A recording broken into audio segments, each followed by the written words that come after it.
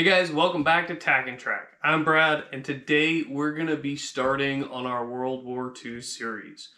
We're going to talk a lot about some World War II rifles, and this is all heading towards a competition where we're going to shoot a bunch of these rifles up against each other. And rather than go over all the rifles in that particular video, we're going to go over them one by one. And we're going to start off today with this. This is an Arasaka Type 38 carbine. This is the shorter length Type 38 that we see.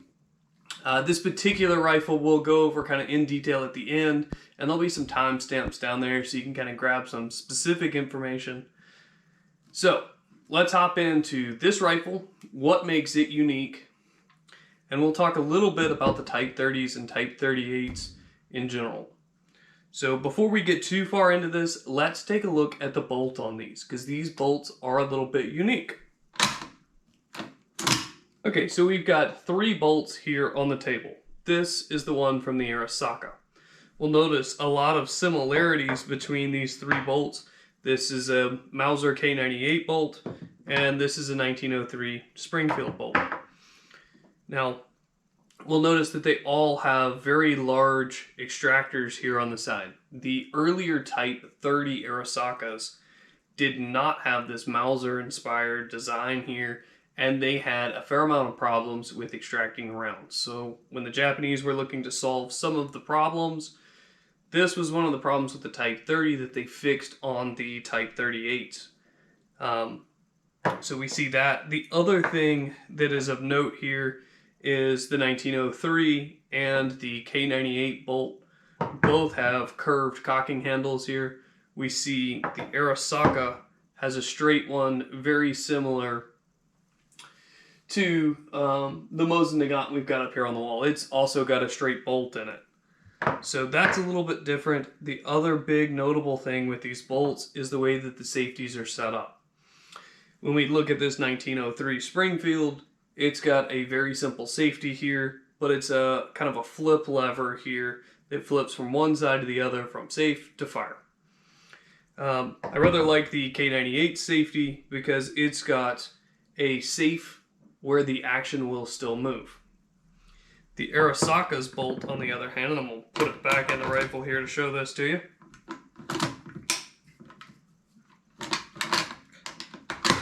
So the Arasaka's safety can actually be activated by the palm.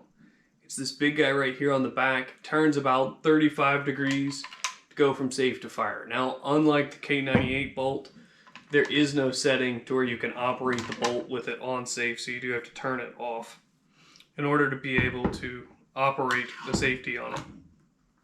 But overall, I think that safety design is very, very good. It makes it much easier to find in the dark, under duress, all that good kind of stuff. That safety is very easy to operate. And because it's got this notch here on the side, it's easier to tell when the safety's on as you pull that rifle up to your shoulder and look down the sights. Next thing that we need to talk about is the sights. Okay, so now that we've talked a little bit about the bolt, let's take a look at the sights. So these are V-notch style sights. When they're down, we've got nice little winged protectors up here on the front of the rifle to protect that front sight. And back here in the back, we've got a V-notch style setup. Then it also flips up as a ladder sight. So this is something that we don't see on most of the other World War II rifles. Now this one, like most, are set up for hopelessly optimistic ranges. This one ranges all the way out to 2,000 meters. I don't know why they thought that that was a good idea, or the fact that you could actually shoot at those kind of ranges. Now I'm going to grab this 1903 Springfield A1 here because it's got a very similar sight setup. We can see it's got a very similar ladder setup to what we see on this Arasaka. Now, the U.S. ditched this before the World War II rifles because it's really not all that useful. While the sighting system does work and it works fine, it's not really usable. It's not something that you can realistically use you can't see 2,000 meters.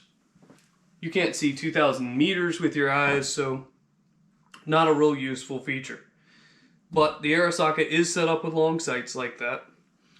And we'll talk a little bit about this specific rifle. So this is in 6.5, like all the Type 38s were. Some of the later Japanese rifles that we see enter the war are in 7.5. The 6.5 cartridge is a little bit weaker than the 7.7 and most of the other rifles of the time period. And this is the short-barreled version. So this rifle would have been intended for someone like a officer, somebody in a supply truck, maybe not frontline infantry. This is a rifle given to somebody who may very well need a rifle, but probably isn't going to be frontline use unless they're an officer or something like that, where this lighter, smaller rifle is handy. With that being said, I really like the size of this. It makes it a very handy rifle. And a little bit closer to something that we're used to today in its length.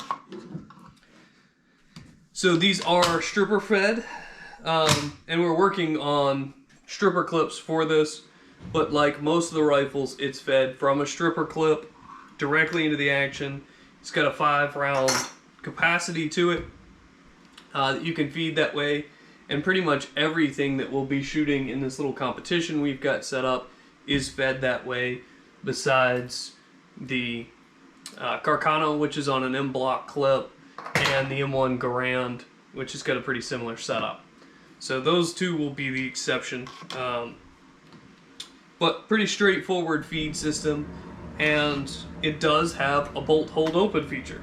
So we can't close this bolt unless we've got a round in it. So as soon as this rifle's empty, you bring it back to the back, it won't let you go forward until you load it again, and that loading gate here is depressed a little bit. So that's a very nice feature to have. That's something European firearms lose shortly after the war, and I think it's a really nice feature to have. So now that we've talked about the Type 38 in a little bit of detail, let's talk about this particular rifle. So this particular rifle is a 5th series production made at the Nagoya Arsenal in Japan. Most of the later World War II era Type 38s that were made were actually made in Korea or China, because most of the 6.5 Arasakas that saw combat during that conflict saw combat on the continent. So a lot of the fighting in places like Burma or China, places like that saw a lot of combat, you saw a lot more of the Type 38s there than some of the 7.7 Arasakas that we saw used against a lot of American troops. Now, with that being said, there are plenty of US GI bringbacks on Type 38s like this one. It's not at all uncommon for these to have been brought into the country as bringbacks.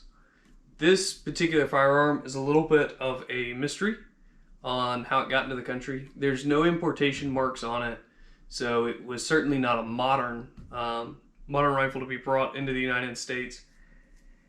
And I got little to no information from the gun shop in which I actually purchased this. So I went in to pick up my Israeli FNFAL back there, and they had this. And it was actually labeled as a 7.7 Arasaka. I asked the guys for some details on it, and they said, we don't know, it's Japanese. So that's kind of the background as to how I got this. Thanks to some guys on some Reddit, I was able to do some homework on this rifle, get some information together. We are hunting down some ammunition for this for our competition that we've got coming up, where we're going to shoot all of these guns. There is one really big thing missing from this rifle, and that's the dust cover. So Japan was fighting in a very humid environment, bouncing back and forth between islands. These rifles were exposed to a lot of dust, dirt, debris, mud, that kind of stuff. And so the Japanese had, from their experience with the Type 30, had realized they needed to cover this action when it wasn't in use. And there's actually a dust cover, and I'll pop a picture up of the dust cover that belongs right here over the action, this particular rifle is missing its dust cover. The other thing about this particular rifle is the Imperial crest that belongs right here on the receiver has been ground off of this one. Now that is normal. Most of the rifles that we see, most of the Arasakas, have had that ground off. As a matter of fact, a lot of times when Japanese troops surrendered, the US gave them time to wipe it from the receivers. So this one is missing the crest. It's not horribly surprising. Almost all of them are. You can find these with that intact. You are going to pay a premium for that particular rifle. Not surprising, but the bore and the rifling in this particular rifle look absolutely fantastic. Almost like it's never been fired, which at the price of 6.5 Jap ammo is not horribly surprising. These things are extremely expensive to feed. And as we shoot this in the competition, if it actually makes it probably past round 2, we'll probably just retire it simply from an expense factor of being able to run it. I'm not sure that we can run it past round 2 if it continues to move up the bracket, just simply from a cost aspect, because they are very expensive to feed. You're talking in the neighborhood of $2-3 a round, so it's a notable expense. We'll also see some expense when we go to the Carcano, but we'll try and do our best to get them through as many rounds as we can afford to get them through for you guys. Thanks for checking out TacNTrack. Please subscribe if you like seeing stuff like this, because we've got a bunch of these guns coming, and we've got a really cool competition for you. So please subscribe so you can grab those videos as they come out. Thanks, guys.